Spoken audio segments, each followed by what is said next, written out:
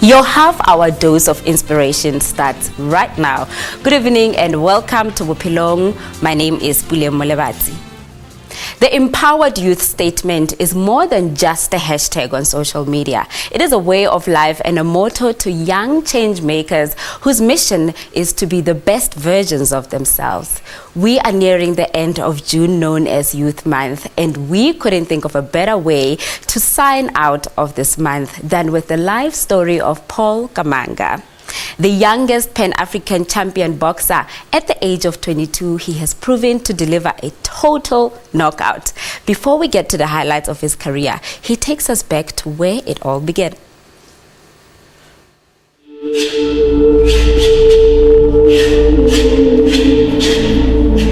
There was a bit of war. I know there was a few bullets flying around.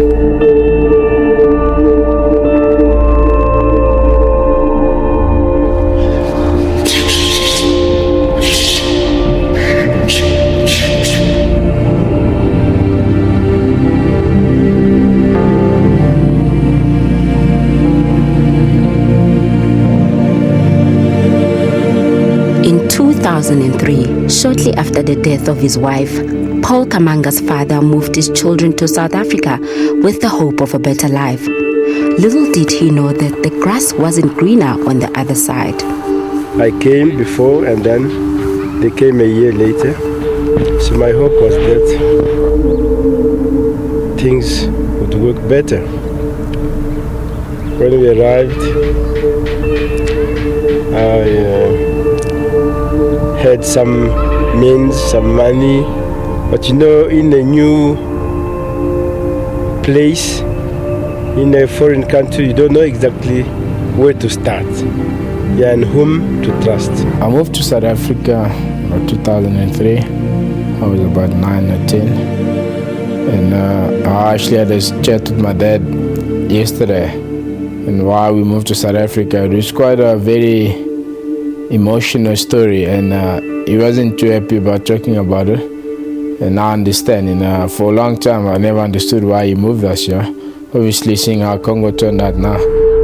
For the first few months, Paul's father could afford to provide for his children, but his savings fast ran out as he had not anticipated how high the cost of living was in Johannesburg. When I first moved here, we lived in a flat in Geranium Street. It was quite a big flat, it was 4 rooms.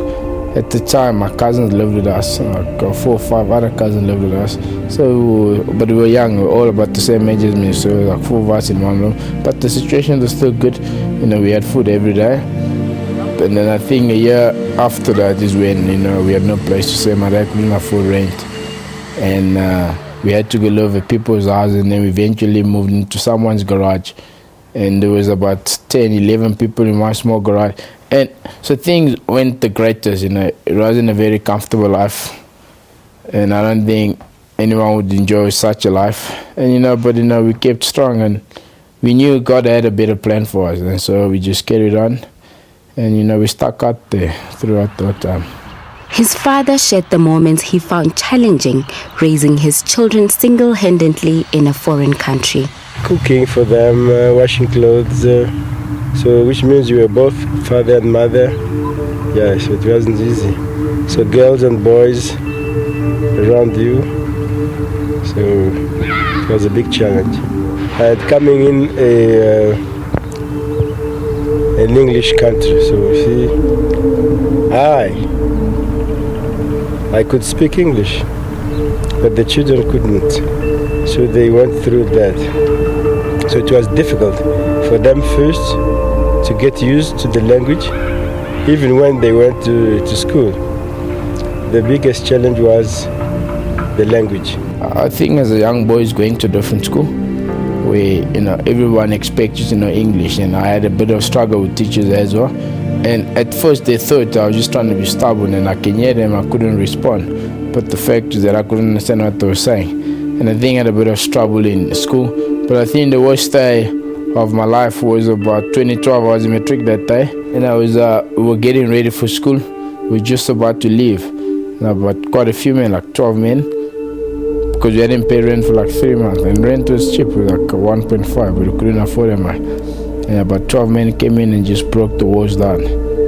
And I wouldn't mind much, I had friends. I wouldn't mind sleeping in the street, but my young sisters were there, and you could see the pain in their heart, like, where do we go now? We were basically out. And I think that was the worst day of my life to this day. The frustration of seeing his family go through poverty manifested into anger, which he expressed through street fighting. I think I've always had a fight instinct to me. I remember in Congo once or twice, I've had quite a few street fight. They call them street fight. As a kid, you think, street fight is cool and that, which I don't think is anymore. But, I had a lot of fights in the street. I would, I don't care who you are, who you are. If I wasn't happy with you, something was gonna happen. So you're gonna hit me or I hit you, one of the two. This approach to dealing with his problems lasted for a short while before a family friend made him realize that this wasn't an answer to dealing with his problems. In the time I had been jumped by a few guys, and I wanted revenge. But I didn't want to call my brothers, and I wanted the old school revenge. So you go learn how to fight and go back for them. And the first thing Anton told me, if you fight for me, you can't fight in the street. And I told him, yeah, sure, but inside, as a kid, you think, but he just teach me how to box. When I know enough, I'll leave your gym, I'll go hit those oaks, and you won't know anything. Well, you might know, but I'm not part of a gym anymore. And I think when you learn the discipline of boxing, and that becomes a way out, and you think, this could actually be a way out for me. And it's not worth me wasting that for a stupid street fight. From a notorious street fighter to a sought-after boxer, Paul Kamanga's life story is a true example that everything is possible when you set your mind to it. Time now for a quick break. Bophelong returns after this.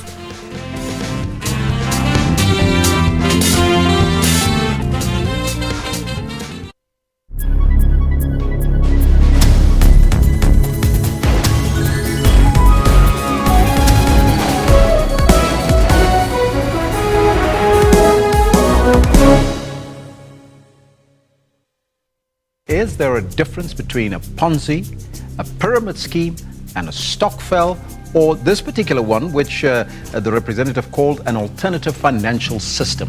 It's got its own currency. It's got its own banking system. How do you even trace, the minute there's no track record, the minute there's no banking transactions, it means that we are talking about something that is floating in the air. It's a system of mutual donation exchange. 30% return on investment, Clive. Is that even a reality here in South Africa? Are they perhaps blessers in disguise?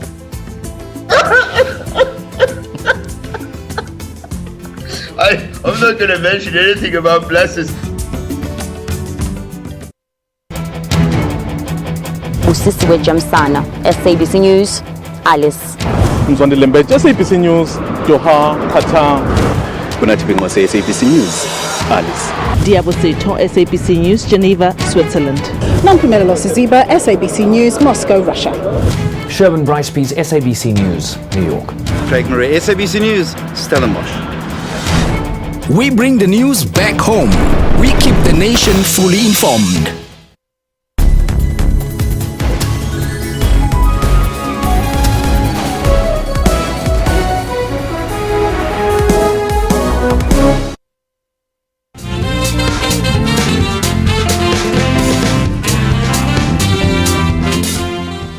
Welcome back. Paul Kamanga's journey as a professional boxer began 4 years ago. Within that time, he has managed to remain unbeaten in the ring. But where does the motivation to stay on top of his game come from? Let's find out. Despite their best efforts, Paul and his family couldn't come up with enough money to afford rent in order to accommodate the whole family. So the children had to live with people who offered to take them in. Paul and his brother was taken in by a church member who later played a pivotal role in Paul's career. Anton Gilmore, an ex-boxer, became a mentor and a boxing coach to Paul. At the time, all we wanted is a place to sleep.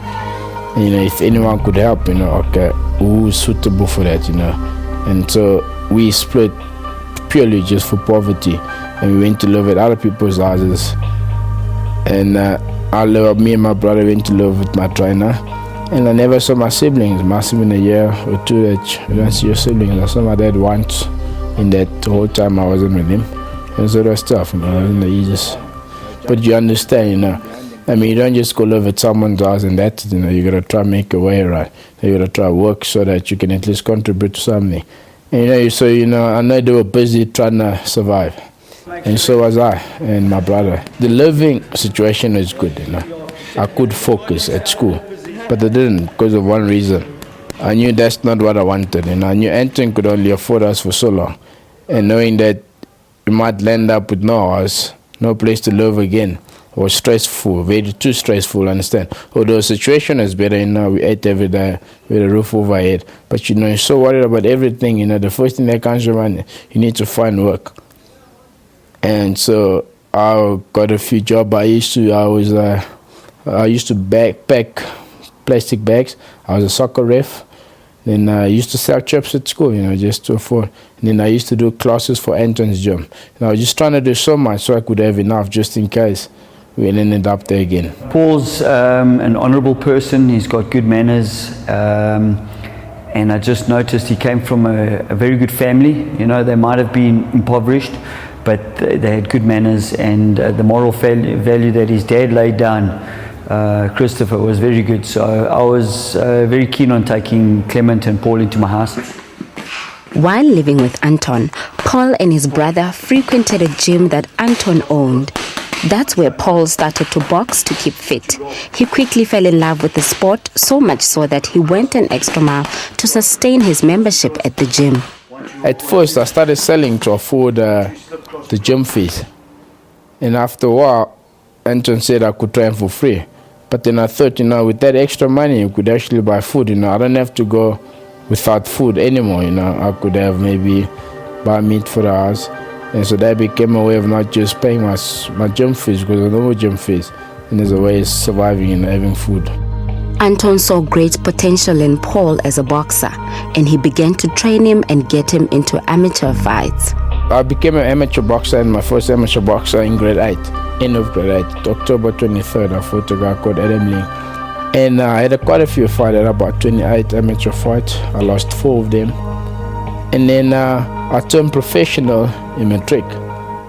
And so halfway through matric, I had my first fight on 6th of July.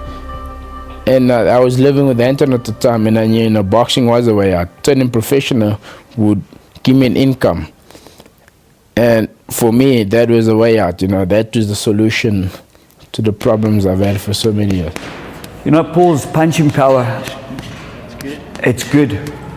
He hits hard, and you've seen Paul's, he's built like a truck. But it's technique, and it's timing. And when he knocks his guys out, he often catches them unawares of what punch is coming in. Sometimes you can see a big punch and you get hit and you go down. These guys don't see what they're getting hit with, and Paul stops him. And he stopped some serious contenders before, you know. And Irvin Bophelong was the greatest amateur from South Africa, rated. And then he came up from Durban, and Paul blew him away in 1 round, you know. Paul caught him on top of the head, slight wobble, and Paul finished. And that's he's also got a killer instinct, something I didn't have, but Paul does. He sees that he's caught his man, and then he jumps on you, you know, and he doesn't let up until he's got his victory. And so he's got that ability to see. It's the eye of the tiger, and that's what Paul's good at. Very early in his career, Paul had to deal with politics of the sport, and that made him tougher and more determined to remain unbeaten in the ring. His father remembers a moment where Paul showed that he was destined for great things. I remember something that really is still coming to my mind. We had a neighbor with a mango tree. So he wanted to give them mangoes, but he put them to a test. He said, for me to give you the mangoes, because they were ripe, you know, children like mangoes or fruits in general. So he asked them, before I give you the mango, I'm going to hit you this mango on your chest. So you see, but Paul was courageous. He said, okay, I'm here. And he stood before that man he was like a grandpa to them because he's older than me. So he stood and said, okay, you can now throw the mango and bump my chest. You see? And he started laughing. So for him it was a test of courage. So I then realized that he was a courageous boy. In my first fight, I fought a guy called Adam Ling. He had already about 7 fights. I think he had 4 or 5 wins and 2 losses. And it was my first fight. And I fought him, and I remember the fight that just ended. And I went to my corner, because you got to take the gloves off in it. And then my trainer said, you won that fight, but they won't give it to you. They're going to give it to Adam, because obviously favoritism in there. So I went back, and sure enough, they gave it to Adam. And at the time, I thought to myself, this is not for me, you know. I tried it, but let me go back to my soccer. And I would have stopped boxing if the referee didn't go back to the judges and change the decision and made me the winner. You know, there's just something so small, you know, something he doesn't realize he done that made me stick to boxing. I've been in fights where Paul's in deep water, and myself and Raymond started praying during one fight with Kaiser Mabuza, and there were 2 guys praying, please Lord, don't let him get hit, you know, and Paul just comes out of it shining, and I think there's an air around Paul, and I can't explain it, but he's protected. He is a tough exterior with a soft heart. We hear just how he has impacted the lives of others after the break. Stay with SABC News.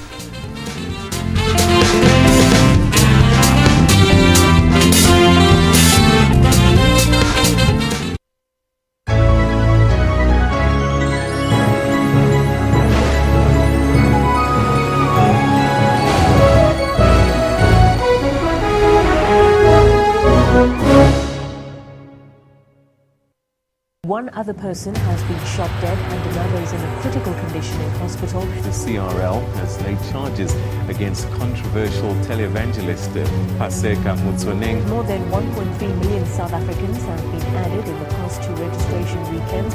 The International Monetary Fund warns that policy uncertainty could dampen economic growth in South Africa.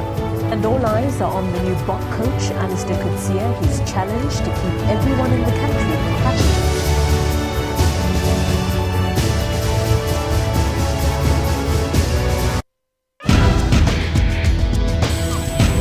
Technology isn't all scary.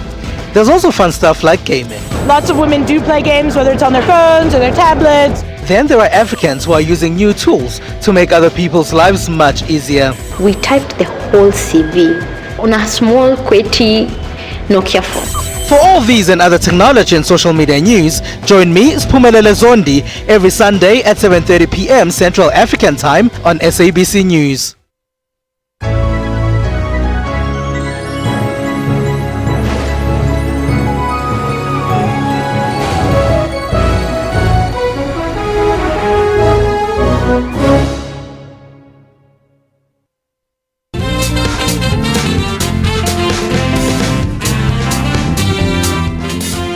Welcome back. Being Africa's youngest boxing talent must come with its own challenges. But Paul Kamanga's talent is so undeniable that it's only a matter of time before the world catches on. At age 22, Paul Kamanga has claimed the title of #1 Pan-African champion. His secret to achieving all this?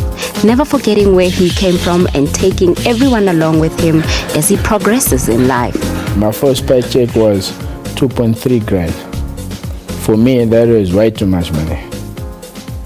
And 2.3 grand, you know, you got to pay 25% to train a manager. So I walked away with about 1.8. And my brother was a very smart guy at the time, and he said, give me half your money, let me put it away, let me save it for you, my older brother. And he did. And I'm glad for the money, because a few months later, when Kevin got us there, Kevin paid deposit for us at that place I first got, you know, the money my brother saved was the money we used for toiletries and food and you know, essential things you need in the house. My paycheck now is much bigger than 2.3 grand. And you know, and boxing is done for me. Besides the fact that just financially made me stable, you know. It also made me meet a lot of good people, you know. I've got good sponsors. I've met Kevin. I've met what's name? Stephen Hodge. And there's just so many people that, you know, that teach you things that money can't buy. You know, and I think that's priceless. And I think those are the values you need in life, you know. I would rather have those values than money. For a long time, Paul always wanted to reunite his family and have them all living under one roof, something he didn't have as a child. His coach and manager assisted him in making this a reality. I managed to get a couple other guys together, and we organized another sponsorship for Paul to get his own place and his family. So it went from being the two kids, Paul and Clement, to quite a few of his family members all moving into a flat in Rosettenville, and we managed to get some money together, and we got Paul a nice sponsorship, and he was able to look after his family after that, you know. So in terms of, you know, if I was going to take Paul to the top, I had to make sure that his support structure was good, and that's his family. And Paul's a very family orientated person. He thinks of his family first before he even thinks about himself, you know. I wanted to see us living together, yes, and just being close, because, well, when we were younger, we used to watch a lot of TV. So you compare what's happening on TV to what's happening in reality, and then you know for yourself that this is where you want to see your family. I wanted to see us all together, you know, just like a real family. Right now, where we are, me and my siblings, all of us, we have a close bond, and it's just such a fun place to be. So it's important for us to be together so we can watch out for each other. I taught them love themselves. So look at each other, not let somebody among them suffer of something when one of them is able to provide or to solve the problem, if there is any. Paul's career has introduced him to people who've taught him qualities that come in handy in his own career. In a job, you know, everyone is friendly. It's a relationship, and, you know, we started speaking together, you know, we made friends, and over the years we became very good friends. And you saw that I was in need, and, you know, he led me up, and like I said before, you know, he became a mentor, you know, not just a friend, you know. Obviously he's older than me, and he's had more experience in life than I have. And so he became a mentor, and I listened to him a lot. To this day, and if I have a problem, I'll pop him an email or a WhatsApp message. Everything around Paul is positive, and that goes through, it filters down to his family, it filters down to his nephew, the people who he surrounds himself with, and that's what drew me to him. There's this work ethic and commitment, and yes, most of the boxers start out because they want to, that's the only life that they know. Paul doesn't have that. Paul, I believe that he can box, and he's a phenomenal boxer. But I think he's got more to offer than that, and that's what I saw in him. He's from a personal trainer to a motivational speaker to a fantastic soccer player to he's just a naturally gifted person, and he's got a story to tell that people should hear. Paul's undeniable success has caught the attention of veteran boxer and world champion Brian Mitchell, who shared his insight about the state of boxing in South Africa. Boxing hasn't died, and it's not dying. And Floyd Mayweather proved it, and Manny Pacquiao and Triple G, the guys have proved it out there, that it's not dead. The other sports in South Africa have grown tremendously, and I'm a sports fanatic like South Africans. Cricket is huge, the IPL, rugby is huge today, professional, and football is huge. So it's just the other sports have grown so big that boxing looks like it's dying, but it's not dying. So how did Paul catch his attention? I've been in the South now for 10 years, and my two boys have got professional boxing licenses as well, believe it or not, but they've never fought. They had a few amateur fights, and they met Paul at Anton Gilmore's gym many years ago. I think I knew Paul before he even knew that I knew about him. And both my sons said to me, "Dad, there's this guy Paul Kamanga in the gym. You got to manage this guy one day when he's older." So I knew about Paul from a youngster, and I followed him even though I wasn't actually physically there. I didn't have that much time. I knew about him, and I heard about him. And as a professional, Anton Gilmore approached me to do the management, And I was proud to say that I took it on. The talent hasn't been coming through in the last couple of years, and that stems from the amateur ranks. The standard of amateur boxing is not good in South Africa. And that's all due to, I suppose, no facilities. There's the government's not putting up boxing gyms. And maybe the youngsters are into TV games and not interested in a tough sport like boxing. So Paul is an exception, yeah. He's an exceptional guy that's come through the ranks. It's just a matter of time. He deserves a break, and I'm sure that break will come. On his way to becoming world champion, Paul looks back at all his achievements so far with so much gratitude to have achieved what he has at such a young age. It's been 2012, so it's been about 4 years. I've had 19 pro fights. I was WBA junior welterweight champion, Pan-African champion. Then I moved up a weight division. Then I won the title WBA Pan-African at welterweight. And I've had 10 knockouts from 19 wins, and I haven't lost yet. So, yeah, it's a big achievement, but I believe there's still much more there to achieve. His coach was happy to share their future plans with this unstoppable great talent. In terms of what's my future with Paul, Paul needs to go fight overseas, and the world needs to see him. And there's just 2 or 3 things from a technical perspective that I have to teach him that he needs for the world boxing. And I know what they are, and we're working on them right now. But Paul needs to go international. We've blown everybody else that's local. We've blown them out of the water. As a family places footprints next to giants who've come before him, we can say without a doubt that Paul Kamanga is certainly the right man to carry on the legacy of great fighters who put South Africa on a global stage. So go on, young man.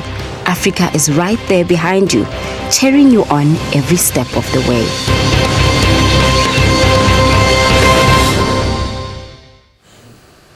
Wherever they are, we will sure find them and bring them to the fore, because we make it our business to shine the spotlight on our unsung heroes. We'd like to thank Paul for sharing his story, and for you at home for watching. Until next week, it's a goodbye from us here on this show.